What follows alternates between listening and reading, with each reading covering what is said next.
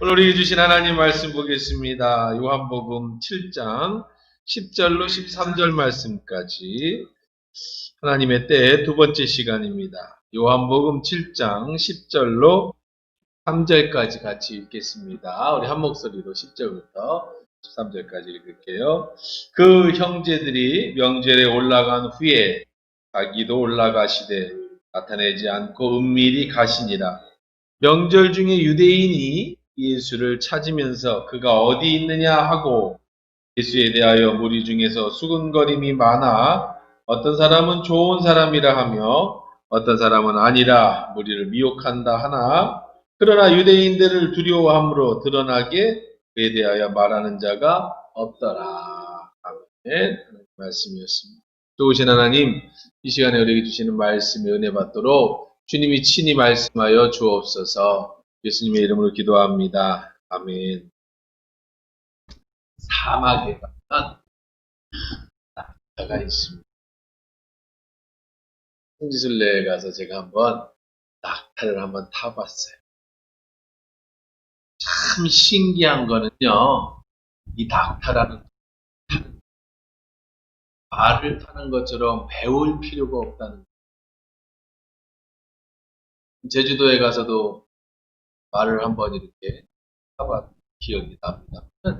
말을 타기 전에는 이렇게 해라 저렇게 해라 신발도 신어야 되고 헬멧 떨어질까봐 써야 되고 그렇게 이 낙타를 탈 때는 그런 게 없어요. 할아버지분, 애분 다 낙타를 탈 수가 있습니다.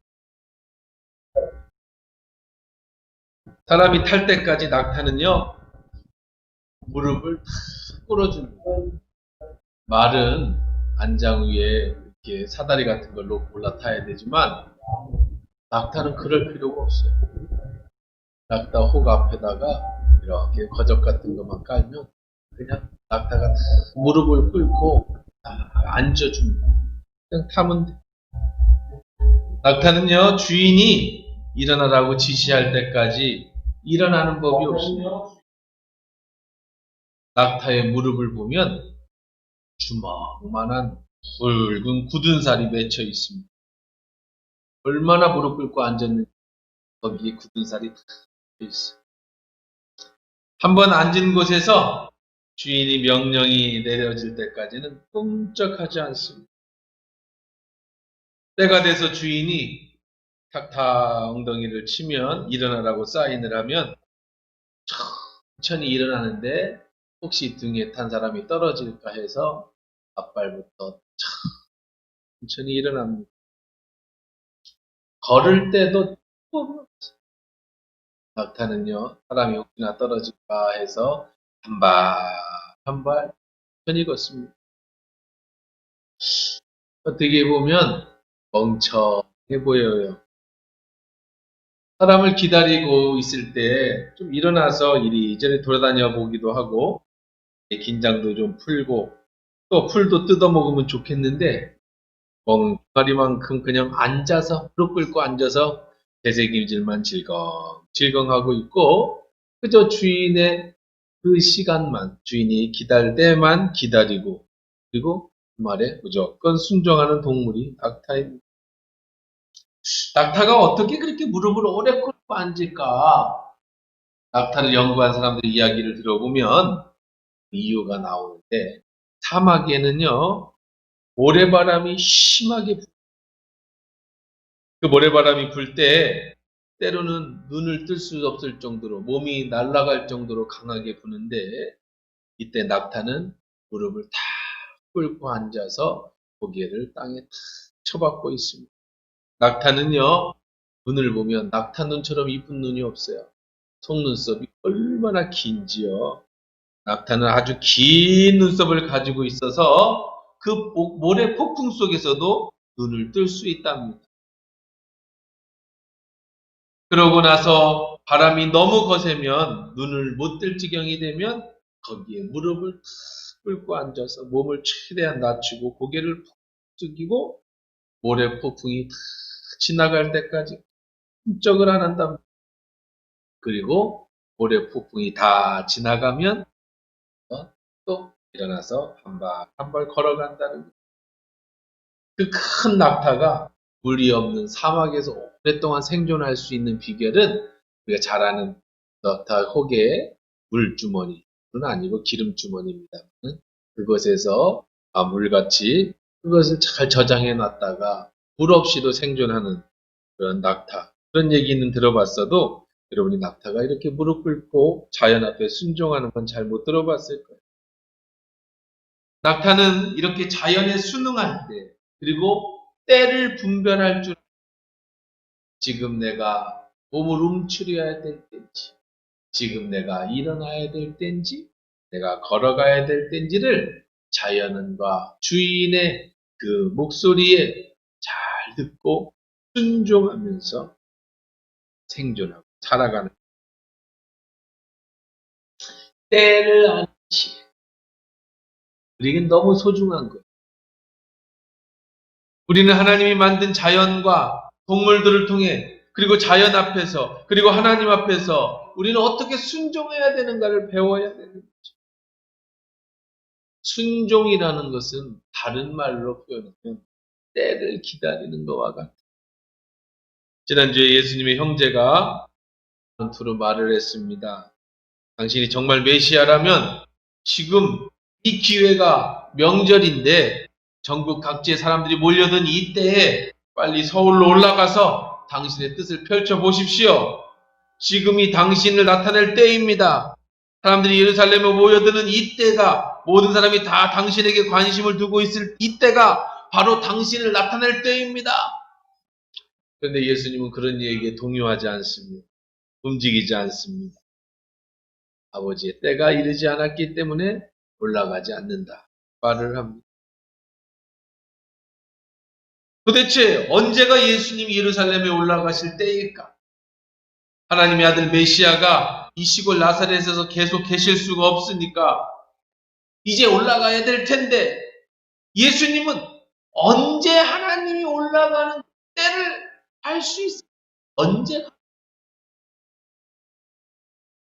그때는 하나님만 아시죠. 그래서 예수님은 기도하십니다.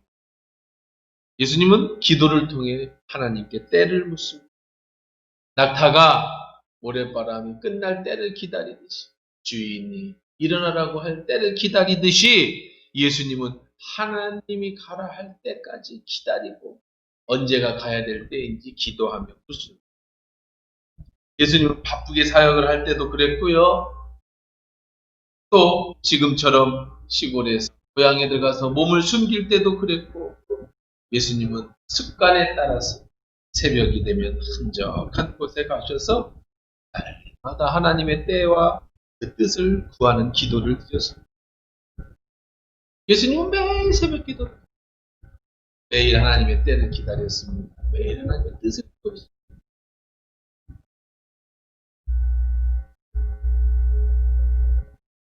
예수님은 하나님이시였기 때문에 무엇이든지 자기가 다 하실 수 있었지만, 육신을 입고 오신 이후로는 모든 것을 하나님께 맡겨드리고, 그때가 언제인지, 일어나야 될 때가 언제인지, 가야 될 때가 언제인지를 늘 하나님이 정하셨고 그때를 기다렸다는 거죠. 예수님이 이렇게 목회를 하셨고 예수님이 이렇게 사역을 하셨다면 우리 같은 인간은 어떻게 해야겠습니까? 저와 여러분은 어떻게 해야 될까요? 성령보다, 기도보다 앞서지 말라라고 하는 그런 표가 있습니다. 예수님이 기도를 통해 하나님의 뜻을 구하고 뜻을 구했던 것처럼 우리도 역시 기도해야, 우리도 하나님의 뜻을 구해야 됩니다. 하나님의 때를 구해야 됩니다. 그렇지 않으면 하나님이 원하시지도 않는 때, 아직 때가 이르지도 않았는데 내 생각이 옳다고, 내가 지금이라고 옳다고 일을 저질러 버리는 수가 있어요. 그 문제를 해결하려고 많은 시간이, 그 문제 때문에 많은 어려움을 겪게 된다는 거예요. 기도하지 않고, 말씀 보지 않고, 하나님의 뜻을 구하지 않고, 하나님의 때를 구하지 않고 행하는 모든 일은 위험천만한 일들이에요. 낭패를 보게 돼요. 그러니 여러분 기도하십시오. 가능하면 새벽에 나와서 기도하세요. 집이 멀어서 혹은 그럴 수 없는 환경이 있다면 꼭 시간을 내서 매일매일 기도하시고, 우리는 매일매일 말씀을 묵상해야 됩니다. 여러분이 말씀을 묵상해도 좋고 말씀을 묵상할 그런 시간이나 방법을 모르면 제가 보내드립니다. 그것이라도 읽으면서, 아니면 정해놓은 말씀을, 그 구절을 읽으면서 매일 말씀 속에서 하나님 나에게 무엇을 말씀하실까를 찾아야 됩니다. 기도하지 아니하고 말씀 보지 않고 행하는 모든 것은 위험천만한. 기도는, 우리는 보통 하나님 앞에 무엇을 소원하는 걸 기도라고 생각하는데요. 그건 어린아이 기도예요. 세상 사람들도 그런 기도를 하죠. 예수를 안 믿어도 하나님 앞에 어려운 일이 생기거나 소원이 있으면 소원을 빌잖아요. 그건 어린아이 기도입니다. 성숙한 기도는 소원을 비는 기도가 아니라 하나님의 뜻을 구하고 하나님의 때를 기다리는 기도였죠. 아브라함이 하나님이 아들을 준다는 응답을 받았습니다.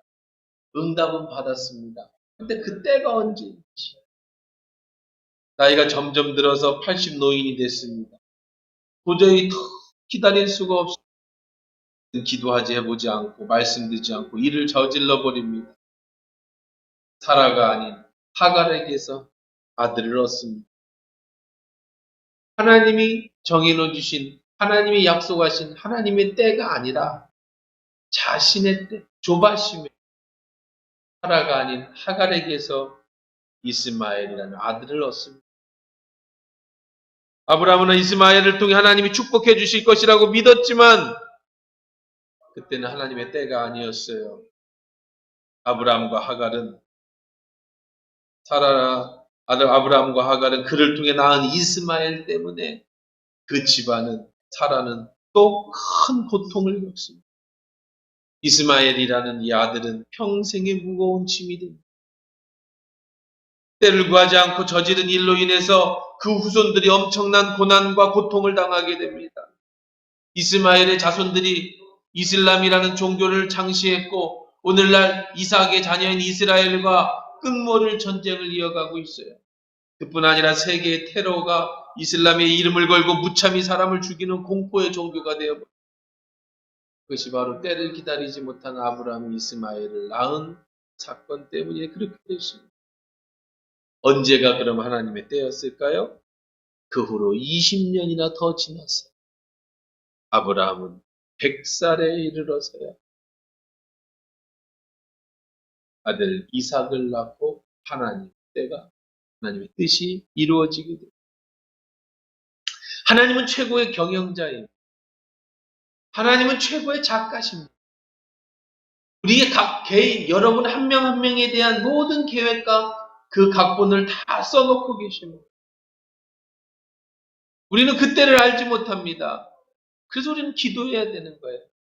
여러분이 아직 쓰임받지 못하고 있다면 때가 되지 못했기 때문에, 내가 지금 쓰임받고 있다면 그때가 되었기 때문입니다. 쓰임받고 있지 못하다면 그 쓰임받을 때를 기다리고 준비하고,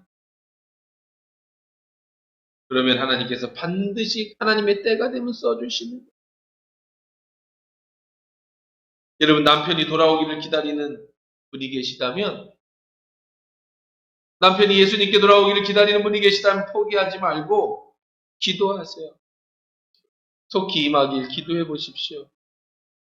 포기하지 말고 참고 기다리면, 20년이든 30년이든 참고 기다리면 때가 되면 하나님이 응답해 주실 것이에요. 문제는 하나님의 때가 있는데 내 때를 찾고 인내하지 못하고 기다리는데, 기다리지 못하는 데 있는 거죠. 갈라디아서 6장 9절에 보면 우리가 선을 행하되 낙심하지 말지니 포기하지 아니하면 때가 이름에 거두리라. 왜 이때는 좀 틀어줘요. 메일로 보내놨습니다. 시간 맞춰. 갈라디아서 6장 9절에 우리가 선을 행하되 낙심하지 말지니, 낙심하지 말으래. 포기하지 아니하면 때가 이름에 거두리. 전도서에 보면 범사에 기한이 있고 천하 만사가 다 때가 있느니라. 하나님이 모든 것을 지으시되 때를 따라 아름답게 하셨고 또 사람에게 영혼을 사모하는 마음을 주셨느니라. 그러나 하나님이 하시는 일의 시종을 사람으로 측량할 수 없게 하셨느니라. 그렇지요. 사랑하는 성도 여러분, 가끔 살다 보면 힘들 때가 있어요. 어려울 때가 있지요. 내가 혼자라고 느껴질 때도 있지요. 사람들이 날 버린 것처럼 느낄 때도 있어요. 그러나 그런 때가 있는가 하면 인내하고 기다리다 보면 하나님 기쁘신 때도 있고 행복할 때가 있고요. 웃을 때가 있고 즐거울 때가 있기 마련이에요. 그러니 우리는 환경에 휘둘리지 말고 기도하며 말씀 하나님의 뜻과 때를 기다릴 줄 아는 지혜가 필요해요. 예수님은 예루살렘에 올라가지 않겠다고 말씀하셨습니다. 왜냐하면 아직 하나님의 때가 되지 않았기 때문이 말씀하시지요. 아무리 인간이 보기에 지금이 제일 좋은 때 같지만 기회일 것 같지만 하나님이 응답하시지 않았기 때문에 올라가지 않겠다고 말합니다. 그런데 오늘 본문에서 10절에 보면 그 형제들이 명절에 올라간 후에 자기도 올라가시되 나타내지 않고 은밀히 가시니라 그랬어요. 올라가지 않겠다고 말씀하셨는데 왜냐하면 때가 되지 않았기 때문이라고 했는데 그런데 10절에 보면 올라가셨습니다. 왜 마음이 바뀌셨을까요? 왜 안 간다고 하고 올라가셨을까요? 이유는 한 가지입니다. 뭐죠? 하나님이 올라가라고 했습니다. 때가 됐으니 이제 올라가라 명령하셨습니다. 그래서 올라가십니다. 은밀하게 가셨습니다. 여기서 중요한 포인트가 생깁니다. 그러면 하나님의 때가 언젠지 어떻게 응답을 받을 수 있을까? 그렇죠? 우리도 새벽에 기도합니다. 여러분들도 기도합니다. 그러면 하나님이 지금이 때다. 지금 가라. 그렇게 하실까요? 어떻게 응답을 받을까? 참 많은 사람들이 듣는 질문이 그거예요. 목사님, 하나님 응답은 어떻게 받는 겁니까? 하나님을 만나고 싶습니다. 하나님께 이 문제에 해결받는 응답을 듣고 싶습니다. 어떻게 응답을 받는 겁니까? 지금 주님이 주시는 응답인지 아닌지, 지금이 주님이 주시는 기회인지 아닌지, 지금이 때인지 아닌지 어떻게 알 수 있습니까? 기도할 때마다 하나님이 천둥 번개와 같이 지금이 때다 그럴까요? 환상을 보여주실까요? 꿈을로 나타낼까요? 지금이 기회니까 잡아라 그렇게 하실까요? 기도의 응답 방법은 뭘까? 오늘 하나님의 뜻을 구별하는 방법에 대해서, 기도 응답받는 방법에 대해서 잠시 설명을 해드릴까 합니다. 우선 기도를 해야죠. 기도를 해야 응답을 받지. 하나님께 물어봐야 가르칠 거 아닙니까? 전제 조건은 여러분이 기도한다는 조건이 하나님의 때를 구한다는 전제 조건. 자, 기도합니다. 자, 그러면 어떻게 하나님의 오케이 사인을 받는가? 기도의 응답은 여러 가지로 옵니다. 기도하는 가운데, 말씀을 듣는 가운데, 묵상하는 가운데 환상이나 꿈이나 가슴의 뜨거움이나 하나님의 말씀이 정말로 내 마음의 가슴으로 응답해주는 기도의 응답을 듣거나 하나님의 음성을 듣거나 불을 받거나 환상 가운데 만나거나 다 강력하게 하나님이 이거는 정말 요즘 애들 말로 빼박이에요. 빼도 박도 못하는 하나님의 음성이에요. 사인이에요. 강력하게 확실하게 보여줄 때도 있습니다. 목회자의 부름을 받은 분들 중에 목사가 되신 분 중에 하나님의 이런 강력한 음성을 듣고 하나님 앞에 나온 사람들이 많이 있습니다. 꼭 그렇게만 응답하시는 건 아니라는 거죠. 더 많은 목회자들은요, 이런 하나님의 강력한 응답을 받지 않고도 목회자가 돼서 하나님의 사역을 잘 하시는 분들도 많아요. 그러니까 여러분이 하나님의 응답이라고 하면, 기도의 응답이라고 하면, 하나님의 때라고 하면 꼭 천둥 번개를 동반한 하나님의 그런 강력한 사인이나 내 귀에다 대고 가라 지금이 때다 라고 한다든가 꿈의 환상에 그렇게 직접적으로 하나님이 말씀하시는 것을 꼭 응답이다 라고만 한정을 정해놓으면 안 된다라는 거예요. 그런 건 일생에 몇 번 있는 일이죠. 만약에 진짜로 하나님이 매번 기도할 때마다 그렇게 직접 응답해 주시고 한다면 여러분 무서워서 살겠습니까? 그런 하나님을 어떻게 무서워서 믿겠어요? 여러분이 그냥 오늘 죄 좀 한번 지어볼까 하고 죄 짓는 데 가면 천둥 번개가 동반하 이놈아 어디 가냐 뭐 그러시고 내가 조금 나쁜 생각을 하면 갑자기 뭐 오한이 들면서 여러분 거의 신내림 받은 사람처럼만 돼버리면 여러분 아마 무서워서 못 살 거예요. 하나님이 그저 눈 감아 주시고 기다려 주시고 참아 주시니까 저도 살고 여러분 사는 거지. 하나님의 응답이 뭐 매번 그렇게 기도할 때마다 천둥번개처럼 그렇게 등장하고 그렇게 여러분의 길을 걸어가면 여러분 어디 가서 하나 집을 내야지 기도원을 하나 내든지 뭐 직업을 그걸 하지. 그런 일은 거의 이게 없다고 보시면 인생에 있어서 하나님의 응답을 그렇게 직접적으로 받는 경우는 아주 인생에 몇 번 안 되는 거예요. 그걸 매일 그런다, 자주 그런다, 거의 100% 이단 사이비 교주니까 쫓아가셨다가 하면 같이 죽는 거예요. 아니, 그렇게 하지 않지. 그러면 그런 응답의 방법 말고, 물론 그렇게 하시는 경우도 있어요. 인생에 그런 가끔씩은요, 큰 일을 당하거나 하나님의 강력한 사인이 필요할 때는 직접 하나님을 만나거나 응답을 들을 때도 있어요. 매번 그럴 수는 없다는 거죠. 자, 그러면 또 다른 하나님의 사인의 방법은 뭐가 있을까? 어떻게 구분할까? 네, 응답은요, 환경을 통해 마음의 확신으로 임하. 제 주님이 내게 베풀어 주신 환경을 통해서 하나님의 마음의 확신의 응답을 주십니다.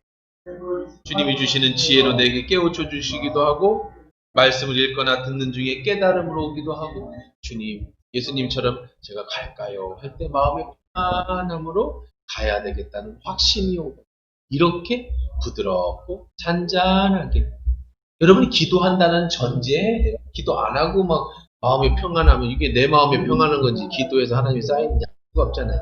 1차적으로 기도한다는 전제하에 기도했는데 마음이 편안함이 왔습니다. 그러면 1차 하나님이 내게 응답해 주시는 경우가 많은 확신이 말씀을 읽는 중에 혹은 기도하는 중에 깨달음을 오거나 평안을 오는 그러니까 평상시에 그러려면 어떻게 해야 되느냐? 그럼 또 이제 여러분들이 이런 질문을 하잖아요. 목사님, 마음의 평안이 왔습니다. 근데 이게 내 마음의 평안인지, 하나님이 주시는 평안인지, 이게 내가 하고 싶은 건지, 하나님이 정말 가라고 하시는 건지 알 수가 없잖아요. 그래서 여러분 평상시에 기도하라는 거예요. 평상시에 하나님과의 좋은 관계를 맺고 날마다 말씀 묵상하다 보면 하나님과의 관계가 나쁘지 않으면 여러분 나쁘고 좋은 건 여러분이 다 아시죠? 요즘 하나님 관계가 나빠 기도도 안 하고 그렇지 않다면 여러분이 평상시 하나님과의 관계가 원만하다면 그때 하나님 주시는 환경을 통해서 마음의 평안을 주시는 건 대부분 하나님의 음성이 맞아요. 그래서 우리가 매일 하나님의 음성을 듣는 이 경건의 훈련 말씀을 읽거나 기도하면서 하나님의 음성을 민감하게 듣는 이 훈련이 평상시에 필요한 거예요. 그러면 내 생각에 이때가 아니라 하나님의 때라는 생각이 들고 지금이라는 생각이 드는데 이것이 하나님의 생각인지 내 생각인지 어떻게 분별하게 구별할 수 있을까? 여기에 필요한 게 판단력이죠. 이게 내 생각인지 하나님의 응답인지를 분명하게 판단해야 될 거 아닙니까? 그래서 평상시에 말씀과 기도 습관을 가지라고 그랬죠. 자, 그 다음에 대부분의 마음의 기도하며 얻은 평안함은 대부분 응답이에요. 자, 예를 들어 봅시다. 이제 우리가 배운 원리를 가지고 적용을 한번 해보자고요. 어떤 처녀가 내일 맞선을 보는 남자를 놓고 기도를 합니다. 하나님, 중요하잖아요. 결혼이라는 거. 저 남자가 하나님이 정해주신 남자일까요? 아닐까요? 내가 저 사람한테 하는 게 하나님의 뜻일까요? 아닐까요? 이제 우리가 궁금하잖아요. 기도했다고 생각을 해봅시다. 실질적으로 적용입니다. 딱 저녁 아침에 이제 떠나기 전에 기도하는데 1단계 천둥번개와 동반한 하나님의 음성이 들리는 거예요. 그 남자다. 그런 거 해야지, 그죠? 그러면 해야지. 그거는 뭐 의심할 것도 없이 어떤 남자, 그 남자다. 그럼 뭐 몇 번 확인해보고 해야죠. 그러나 아까 얘기한 것처럼 그런 일은 거의 없다고 그랬잖아요. 저도 제 아내를 만날 때 하나님이 저 여자다. 그런 적 없었어요. 그렇게 무섭다 그랬잖아요. 그럼 진짜로 여러분 신내린 사람이 되는 거예요. 그러면 이게 진짜 큰일 나죠. 그러니까 그런 경우도 있다고는 했어요. 아주 특별한 경우 없는 건 아니에요. 바울이 말 타고 가다가 예수님 만나서 말에서 떨어져가지고 너 왜 나를 박해하냐 이런 것도 있잖아요. 성경에는 없는 건 아니에요. 그러니까 그거는 일생에 한두 번이라는데 그런 게 아니다. 그러면 이 남자가 하나님이 주신 남자일까 아닐까 어떻게 알 수 있는가? 자, 적용해 보세요. 남자를 만났으면 1차 마음이 편안해야 돼. 그러면 50% 하나님의 뜻이에요. 내 마음이 편하면. 왜냐? 오늘 아침에 기도했잖아요. 하나님의 뜻이 아니라면 이 남자를 보고 불안해야 돼. 아니고 싫어해야 돼. 하나님이 나를 통해서 응답해 주시는 거예요, 그게. 자, 그러면 편안해. 자, 그러면 이제 50% 이제는 분별해야지. 이게 내가 좋아해서 편안한 건지 하나님의 응답이라서 편안한 건지를 분별하라고 그랬잖아요. 어떻게 분별하면? 이야기를 해봅니다. 이야기를 해보면 남자에게 자꾸 마음이 끌려요. 비전이 맞습니다. 내가 평소에 하나님 앞에 기도하며 꿈꾸던 나의 이상형. 하나님 내가 이런 남자와 결혼하고 싶어요. 이런 남자면 좋겠다라고 했는데 이야기를 들어보니까 내가 꿈꾸는 거하고 자, 그 다음에 어떻게 합니까? 매일매일 기도하며 데이트를 하다 보니 점점 마음이 맞춰져요. 그럼 바로 이 남자가 하나님이 정해준 남자예요. 이 사람이 하나님이 원하시는 사람입니다. 만약에 하나님이 약속하신 응답이 아니면 어떻게 되느냐? 첫째는 마음이 불안하고요. 만나면 만날수록 점점 내 이상형과 내가 계획했고 기도했던 것과 다르고요. 그러다 보면 점점 그 사람과 멀어지게 되니 자연스럽게 하나님이 선택한 남자가 아닌 게 되는 거죠. 그래서 우리는 매일 하나님과의 관계가 중요하다는 얘기가 그 얘기. 제가 아내를 만날 때도 하나님으로부터 이 여자다라는 음성은 듣지 못했지만 오래전부터 내가 이런 아내를 만나고 싶다 기도했는데 이야기를 나누다 보니까 그 사람이었어요. 점점 확신이 왔어요. 평안이 왔어요. 이것이 하나님의 의심할 바 없는 응답이죠. 자, 또 예를 들어 봅시다. 사업을 시작하려고 합니다. 이 사업이 하나님의 뜻인지 아닌지, 지금 해야 될 때인지 아닌지. 그래서 기도합니다. 매일매일 기도합니다. 그러면 하나님이 사업해라! 라고 응답을 해주실 수도 있겠지만 그런 경우는 또 극히 드물다고 그랬죠. 그럼 어떻게 해야 될지 말아야 될지를 결정합니까? 사업을 위해서 기도할 때 불안합니다. 그 때가 기도했더니 마음이 평안합니다. 그 때가 됐어요. 그럼 마음이 평안해졌다는 얘기는 이제 그 다음에 다음 단계가 뭐라고 그랬어요? 분별해야 된다고 그랬죠. 구별해야 된다고 그랬죠. 내 마음이 원해서 편안한 건지 아니면 하나님의 뜻이라서 편안한 건지 그래서 기도했더니 그 다음에는 하나님이 하셔요. 어떻게 하냐? 그 사업에 맞는 좋은 사람을 만나주시고 그 아이템의 길이 열립니다. 눈이 띄어집니다. 그리고 일이 자꾸 잘 됩니다. 그러다 보니 어느 순간에 가보니까 사업이 이렇게 성공하고 결정하게 되는 이렇게 되는 거지. 그래서 하나님의 뜻을 가지고 알게 되는 거예요. 환경을 통해 응답을 받는 거예요. 마음의 평안으로, 그리고 계속 하나님 앞에 묻고 점검해 봅니다. 결혼을 위해 기도한 사람은 데이트하겠지요? 응답받았다고 당장 결혼해버리는 거 아니에요. 사업하는 사람이 응답받았다고 마음의 편안이 왔다고 바로 돈 구해다가 갔다가 돈 끌여다 사업 시작하는 거 아닙니다. 이제 하나님이 주시는 지혜를 기다려야 돼요. 때를 기다려야 됩니다. 응답을 받았다면 이제부터 하나님의 역사하심을 하나님 앞에 맡겨드리고 이제 하나님이 열어주심을 기다려야 돼요. 중요한 건 지혜가 있어야 돼. 사람들이 오해를 하고 실수하는 부분이 있는데 그게 뭐냐면 하나님이 응답받았다고 천둥번개를 동원해서 하나님이 해라라고 했든지 아니면 마음의 평안이 왔든지 응답받았다니까 무대포적으로 밀어붙이고 그것이 믿음이라고 생각합니다. 그거는 여러분 우리가 잘 생각해 보셔야 돼요. 그 믿음이 아니고 내 고집일 수 있고요. 내 생각일 수 있으니까 계속 점검해야 되는 거예요. 교인들이요. 심지어는 교회에서도 이런 일이 벌어집니다. 교회가 건축하는데 하나님이 교회를 지라는 응답을 받았습니다. 그리고 목사님이 믿음으로 짓자고 합니다. 그냥 계획도 안 세우고 막 짓기 시작합니다. 돈을 막 이리저리 끌어들이다가 봉사대금 주는 날짜에 못 주고 부도가 납니다. 봉사대금 짓다가 대금 못 받은 공사업자들이 노발대어라고 막 나와서 데모를 하고 교회를 욕합니다. 그러면서 이렇게 얘기합니다. 우리는 하나님 앞에 응답을 받았으니까 우리가 하나님이 하라고 하셨으니까 괜찮아. 책임져 주실 거야. 그리고 막무가내식으로 막 밀어붙입니다.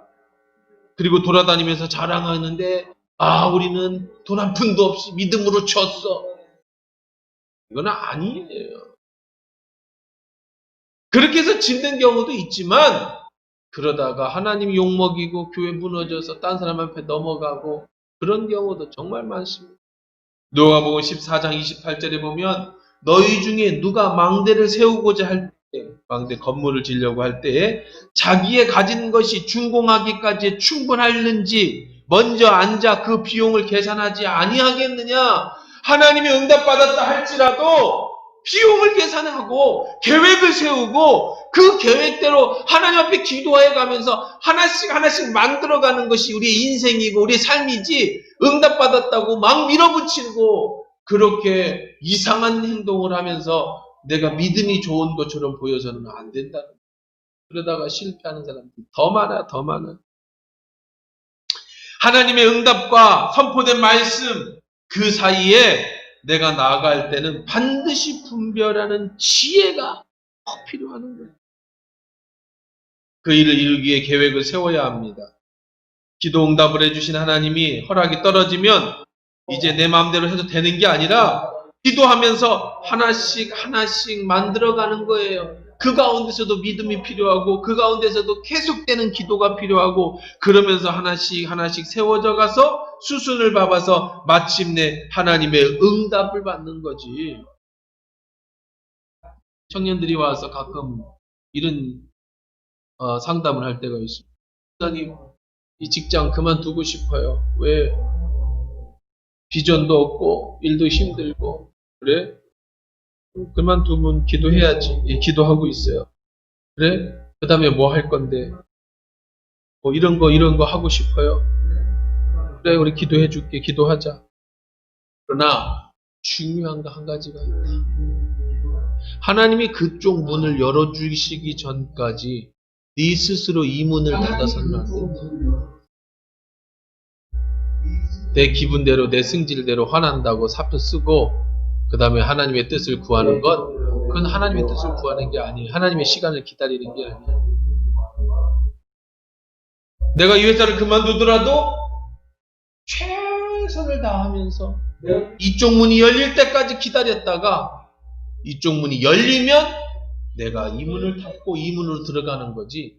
하나님이 열어주시지도 않았는데 내 감정으로 내가 비전이 없다, 뭐 힘들다 그만두고 나오면 하나님이 다음 문 열어주실 때까지 그 고생은 스스로 책임지고 가야 되는 그 고생의 길이 되는 거예요. 물론 그 다음에 하나님은 또 하나님의 계획을 세우시겠지만 확신이 없다 할지라도 응답받았다 할지라도 그 다음 단계까지 계속 기도하면서 하나님이 열어주시는 길로 가야지 내 감정대로 내 생각대로 스스로 내 것을 닫아버리면 나중에 낭패를 보게 돼. 그런 젊은이들의 시를 참 많이 봅니다. 선교사로 나가려는 분이 계시는데 목사님 선교를 가겠습니다. 선교비를 대주십시오. 그래? 어디로 갈 건데? 아프리카로 갈 겁니다. 언제 갈 건데? 가능한 빨리 갈 겁니다. 너 아프리카 언어를 배웠어? 가서 배워야죠. 그럼 영어라도 할 줄 아니? 가면 되겠지요. 너 전도해봤어? 너 인생에 지금까지 선교사로 나가기 전에 몇 명이나 전도했어? 어릴 때 친구하고 한 3, 4명 했습니다. 야, 한국말로도 전도 3명 한 애가 언제 가가지고 영어 배우고 아프리카어 배워서 걔들을 전도하냐? 그걸 나보고 도와달라고? 너 같으면 도와주겠니? 선교사로 나가겠다는 응답을 받았으면 준비해야지, 여기서. 언어도 준비해야죠. 전도 훈련도 준비해야죠. 한국말로 전도도 해봐야죠. 그리고 효과도 나타나야죠. 그래야 하나님 앞에 가는 거지. 응답받았다고 그냥 아프리카로 가버려요? 몇 년 있다가 고생만 하고 한 명원도 영혼도 못 가고 돌아와가지고는 여기서 할 일이 없어가지고 그런 어리석은 사람들 너무나도 많아요, 주변에. 그건 어리석은 거예요. 그건 응답이 아니에요. 그건 하나님의 때가 아닌 거예요. 하나님의 응답과 때는 오늘 말씀 정리해 봅니다. 먼저 하나님 앞에 기도하고 하나님 앞에 응답하고 마음의 평안과 확신이 있으면 그 다음 한 단계 한 단계 준비하면서 물론 어떤 때는 강하게 하나님이 역사하셔서 결단해야 될 때도 있습니다. 그러나 그것 아닌 대부분은 기도하며 준비하다 보면 하나님 길을 열어주시는 거지. 네. 하나님의 때라고 스스로 결정하고 스스로 판단하고 스스로 가다 보면 낭패를 겪게 된다는 거예요. 여러분 잘 기억하시고 중요한 게 뭐라고 그랬어요? 매일매일 말씀과 기도로 하나님과의 관계 속에 민감하게 하나님의 음성을 듣는 훈련을 하는 것. 그리고 그분의 말씀에 순종할 줄 아는 것, 때를 기다릴 줄 아는 것, 지혜로 분별할 줄 알고 그 순간 과정마다 하나님의 도우심을 구하면서 하나님의 인도하심과 역사하심, 몰아가심을 체험하는 것. 이것이 인생에 있어서 하나님의 때를 기다리는 것이 여러분 마음에 깊이 새기고 여러분의 남은 인생에 항상 하나님의 때를 기다리고 하나님의 뜻을 쫓아 원하시는 대로 순적한 길을 사시는 저와 여러분 되기를 주의 이름으로 축원합니다.